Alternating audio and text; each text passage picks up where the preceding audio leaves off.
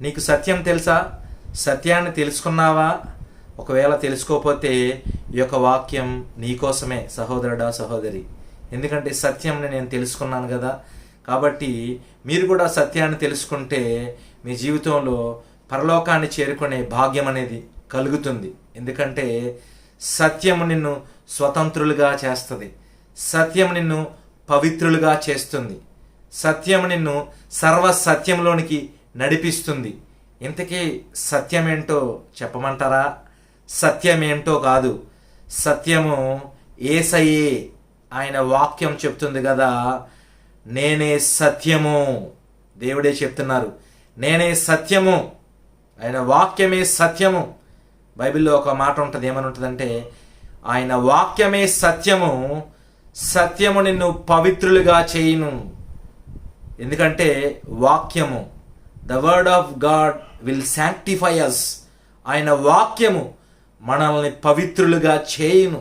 కాబట్టి సహోదరుడా, సహోదరి, ఈ యొక్క వాక్యం నీకోసమే దేవుడు మాట్లాడుతున్నారు. ఏంటంటే సత్యము దేవుని వాక్యమే. ఆయన వాక్యాన్ని ఎప్పుడైతే మనం చదువుతామో, ఎప్పుడైతే ఆయన వాక్యంతో మన హృదయాన్ని నింపుకుంటామో, ఎప్పుడైతే ఆయన వాక్యము మన మదిలో ఉంటుందో, మన మనస్సులో ఉంటుందో, అప్పుడు మనం సత్యం ఎరిగిన వారమై ఉంటాం. సత్యాన్ని ఎరగటం వల్ల ఉపయోగం ఏంటంటారా? సత్యాన్ని తెలుసుకోవటం వల్ల చాలా ఉపయోగాలు ఉన్నాయి. నువ్వు ఏం చేసినా మంచి పనులే చేస్తావు. ఎందుకంటే సత్యాన్ని తెలుసుకున్న తర్వాత నువ్వు దేవుని బిడ్డగా మార్చబడతావు. దేవుని బిడ్డగా మార్చబడిన తర్వాత ఆయన వాక్యము నిన్ను గైడ్ చేస్తూ ఉంటుంది. ఆయన వాక్యము నిన్ను నడిపిస్తూ ఉంటుంది. నువ్వు ఏమి చేయాలి, ఏం మాట్లాడాలి, ఎలా ఉండాలి, దేవుని వాక్యము నిన్ను గైడ్ చేస్తూ ఉన్నప్పుడు నువ్వు సత్యవంతుడిగా మార్చబడతావు. ఇంకా సర్వ సత్యంలోనికి నడిపించబడతావు. దానివల్ల అది నీకు ఆశీర్వాదకరము, నీ కుటుంబానికి ఆశీర్వాదకరము. అంతేకాదు, నువ్వు అనేక మందికి ఆశీర్వాదకరముగా మార్చబడతావు. దేవునికి వ్యతిరేకమైన పనులు చేయటానికి నువ్వు ఒప్పుకో. ఎందుకంటే నీ హృదయం నిన్ను గద్దిస్తూ ఉంటుంది. నువ్వు అది చూడకూడదు, నువ్వు ఆ పని చేయకూడదు అని దేవుడు నిన్ను గద్దిస్తూ ఉంటారు. అప్పుడు నువ్వు చేయవు కదా.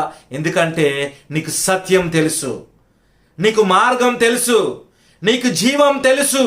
ఆ సత్యం, మార్గం, జీవమైన యేసయ్య గురించి నీకు తెలుసు. కాబట్టి నువ్వు తప్పు చేయవు, పరిశుద్ధంగా జీవిస్తావు. ఎందుకంటే సత్యము నిన్ను పవిత్రులుగా మారుస్తుంది. ట్రూత్ విల్ శాంక్టిఫై యు అని వాక్యం చెప్తుంది కదా. సత్యము నిన్ను పవిత్రులుగా మార్చిన తర్వాత నువ్వు అపవిత్రుడిగా ఉండటానికి ఇష్టపడవు. నువ్వు పరిశుద్ధంగా ఉండటానికి ఇష్టపడతావు. నువ్వు దేవుని బిడ్డగా ఉంటావు. నేను దేవుని బిడ్డ అని మాట్లాడతావు. కాబట్టి ఆయన వాక్యమే సత్యము అనే విషయాన్ని తెలుసుకొని వాక్యాన్ని ధ్యానించాలి. నీకు సమయం దొరికినప్పుడల్లా దేవునితో సహవాసం కలిగి ఉండాలి. దేవుని వాక్యాన్ని నువ్వు ధ్యానించేవాడిగా, దేవుని వాక్యాన్ని ధ్యానించే సహోదరిగా నువ్వు ఉన్నప్పుడు సర్వ సత్యంలోనికి నువ్వు నడిపించబడతావు. సత్యము నీ హృదయంలో నింపబడుతూ ఉంటుంది.